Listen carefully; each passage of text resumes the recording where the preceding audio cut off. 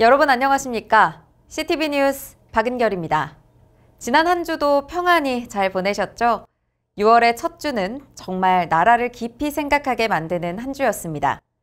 6월 1일 의병의 날을 시작으로 3일 대통령 투표, 그리고 6일 현충일까지 국가의 의미를 되새길 수 있는 시간의 연속이었는데요. 첫 주처럼 새로운 한 달을 가치 있게 보낼 수 있으면 좋겠습니다. 우리 모두 호국의 달을 의미 있게 보낼 수 있기를 바라며 6월 둘째 주 CTV 뉴스 시작하겠습니다.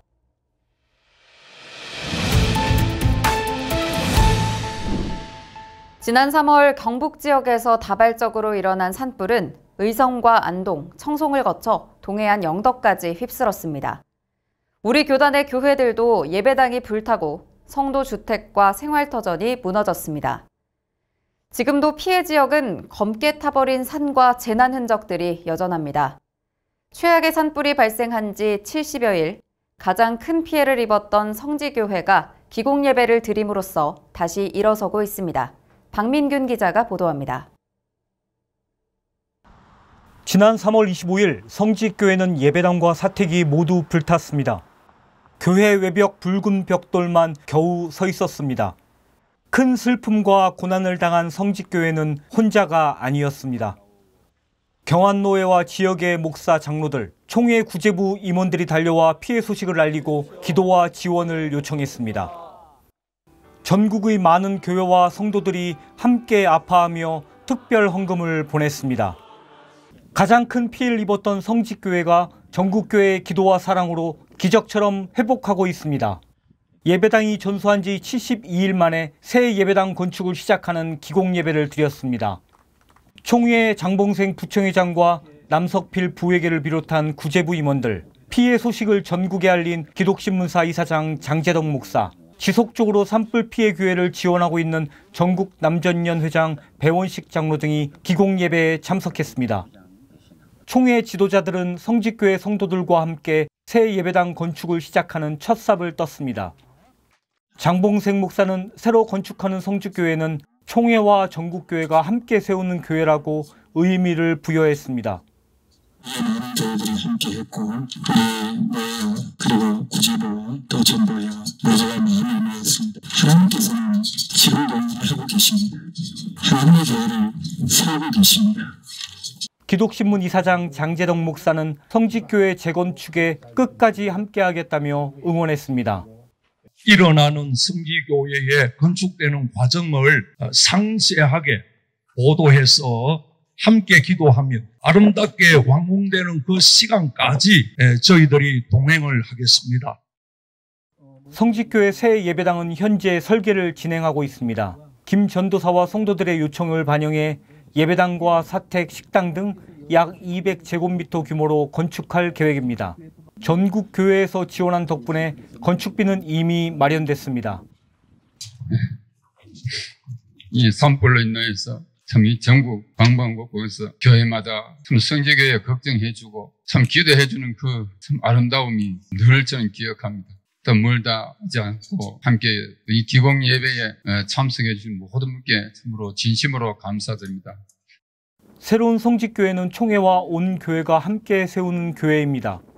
새 예배당에서 더욱 큰 찬송과 기도가 울리고 지역과 주민들을 섬기는 교회가 되기를 기대합니다. CTV 뉴스 박민균입니다. 헌의부가 2주 연속 실행위원회를 소집했습니다. 주요 안건은 두 교회의 상속건이었는데요. 소송 절차상의 문제로 갑론을박이 이어졌습니다. 재판국은 전체 회의를 열고 교회 상속건을 심리했습니다. 헌의부가 제7차 실행위원회를 열어 경선호회 관련 안건 3건을 절차상의 문제로 반려했습니다. 반려된 안건 중에는 경선호회 상주서문교회 오병학 씨외 1인이 같은 노회 배혜광 씨를 고소한 건이 포함됩니다. 이 고소건은 경선호회가 재판 대신 수습위원회를 먼저 꾸려 처리한 것이 쟁점이 되어 반려가 결정됐습니다. 한편 대구수성노회 한샘교회의 상속건은 재판국으로 이첩됐습니다. 다만 한샘교회 정기호 씨 외 4인이 손준호 씨를 상대로 제기한 상속건은 절차상 문제로 반려됐습니다. 재판국은 제8차 전체 회의를 통해 헌의부에서 이첩된 대구 수성노회 한샘교회와 평양제일노회 송우교회 등 총 13건의 상설재판 서류의 접수를 처리했습니다. 대구노회 박혜근 씨가 동노회 이관영 씨를 상대로 제기한 재심 청구건에 대해서는 조정위원회를 구성하되 법리적인 판단을 병행하여 진행하기로 했습니다. 박혜근 씨의 재심 청구건은 제107회 총회 재판국이 박 씨의 지위 회복을 결의하면서 규정한 퇴직금 규모에 대해 재심을 요구한 사안입니다. 6월은 교단 내에서 여러 중요한 행사들이 예정되어 있습니다. 간추린 관련 소식, 교회와 노회 일정에 참고하시길 바랍니다. 6월은 순교자 기념주일이 있는 달입니다. 총회는 6월 넷째 주일을 순교자 기념주일로 지정하고 한 주간 순교 정신을 기리는 시간을 갖도록 권장하고 있습니다. 순교자 기념사업부는 CTV와 함께 제작한 순교자 기념주일 캠페인 다큐 영상을 기념주일 전후로 전국교회에 배포할 계획입니다. 신천지 성지화 저지 특별위원회가 15일 청도 대성교회에서 신천지 성지화 저지 결의대회를 개최합니다. 이어지는 세미나에서는 신천지 대책 전국연합 대표 이덕술 목사가 신천지 대응 방안을 강의합니다. 교육부 주최로 진행되는 제56회 전국 교역자 학위 수양회 소식도 있습니다. 이번 수양회는 23일부터 26일까지 중국 샤먼에서 쉼과 재충전 그리고 영성을 주제로 진행됩니다. 산정현교회 김관선 목사와 충정교회 옥성성 목사 등이 강사로 함께합니다. 한편 군선교부는 26일 3일교회에서 제1회 군선교 정책 세미나를 엽니다.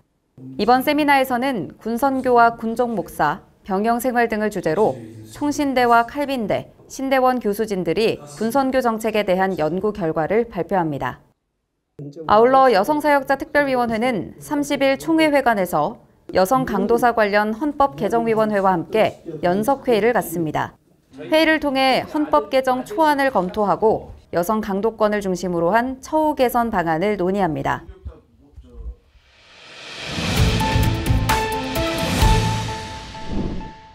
(6월 15일로) 예정된 신천지 성지화 저지 결의대회는 예장합동총회가 신천지에 맞서 전개하고 있는 실제적인 운동입니다. 5년 전 코로나19 확산의 주범으로 지탄받았던 신천지.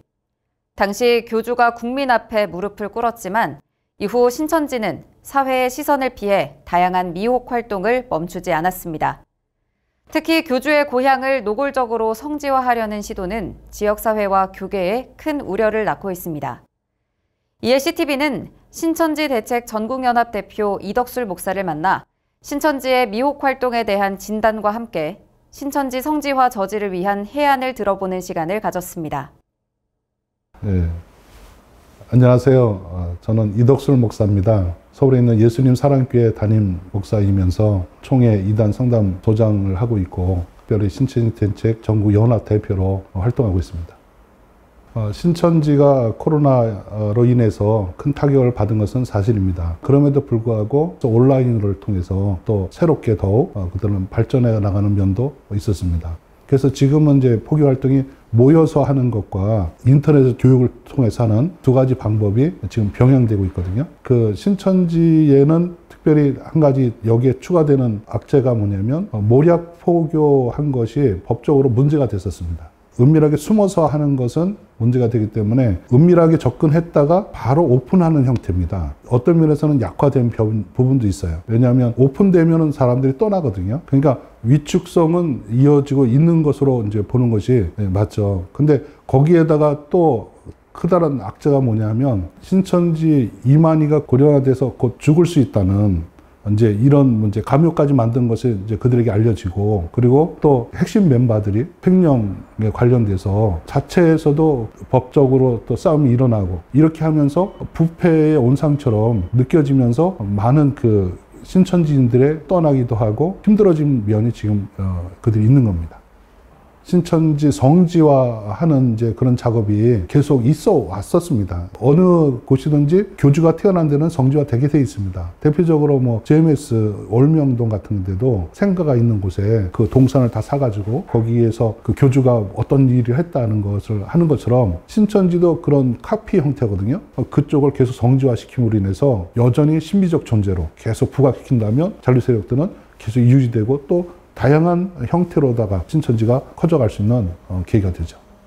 일단 좀 늦은 감이 있긴 해요. 주말만 되면 버스 4대 정도 대형 버스 와서 성지 순례하듯이 가면서 설명을 또 다 하죠. 한 교단이 아니고 여러 교단이 같이 이제 연합해서 하는데 좋은 바람직한 대체라고 생각을 합니다.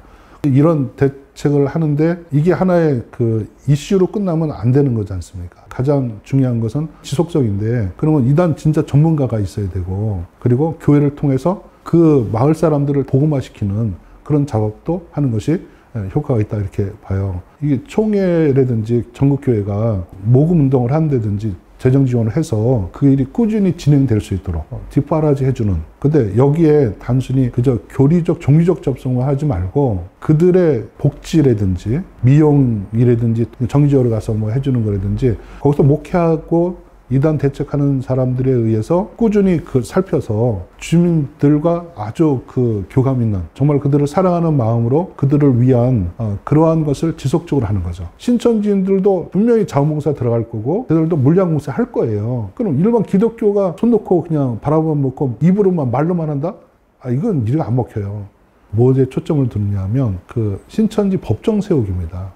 신천지는 그렇게 말하거든요. 이 일반 기독교는 어둠이고 자기들은 빛밖에 없다. 빛만 있는 세계가 어떻게 이렇게 어둠의 범죄와 이런 것이 온상화됐느냐 이런 문제거든요. 그래서 너희들이 빛의 세계라고 말하지만 빛의 세계가 아니지 않느냐. 그래서 계속 흔들어대는 작업, 법정 세우기 작업을 꾸준히 해야 된다. 이단들에 대해서 저도 그랬지만은 공격의 대상으로만 봤던 거예요. 타도하고 무너뜨리고 막 욕 나올 정도로. 근데 선교학 강점이라는 것은 예수님도 우리를 구원하기 위해서 하늘에서 이 땅에 오신 거 아닙니까? 그래서 그들을 선교의 대상, 복음의 대상, 구원의 대상으로 봐야 된다는 거죠. 같이 형제자매하면서 예배드리던 자들인데 어쨌든 그들을 돌이켜야 되잖아요. 그래서 구원론 강의가 상당히 중요하다라는 것이고 신천지는 이 땅에서 전 세계를 자기들이 지배하는 세상을 만드는 것이거든요. 이런 세계관이 생기니까 그것을 위해서 목숨 걸고 그의 나라를 위해서 자기들이 나간다는 거예요. 그래서 성경적 세계관은 그게 아니다라는 것을 명확하게 깨줘야 되거든요. 그걸 해야 진정으로 돌아와서 거기서 끝나는 것이 아니라 그런 기독교적 세계관을 심어줘서 방향만 바꿔주면 바른 세계관과 의를 위해서 살아갈 수 있도록 그 일을 해줘야 되는 겁니다.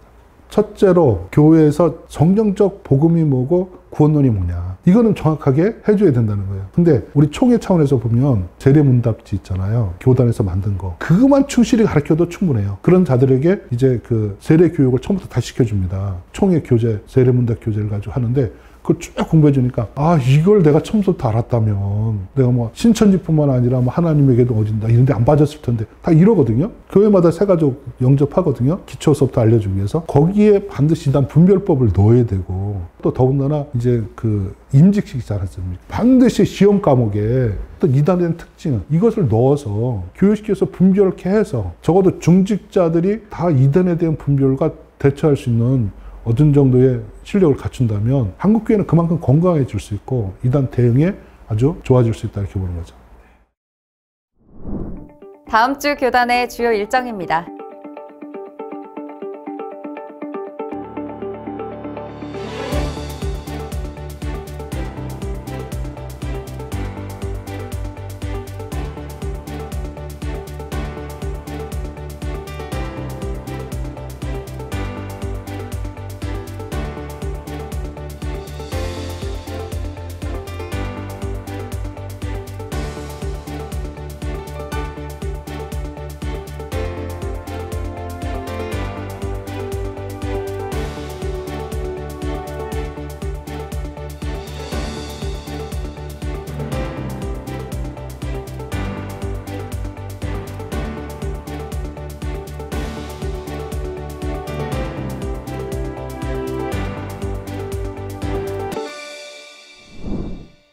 지난 대통령 선거 과정에서 기독교계는 기독교 공공정책을 대선 후보들에게 제안한 바 있습니다.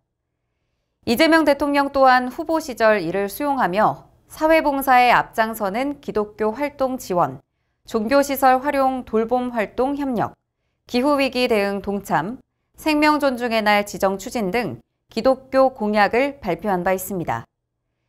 이러한 공약들이 단순히 선거용 구호에 그치지 않고 사회적 약자를 돌보고 갈등을 해소하며 기후위기 등 미래사회의 당면 과제 해결에 기독교계가 주도적으로 참여할 수 있도록 약속된 정책들이 성실히 이행되기를 바랍니다. 이상으로 CTV 뉴스를 마칩니다. 다음 주에는 더욱 기쁜 소식으로 돌아오겠습니다. 고맙습니다.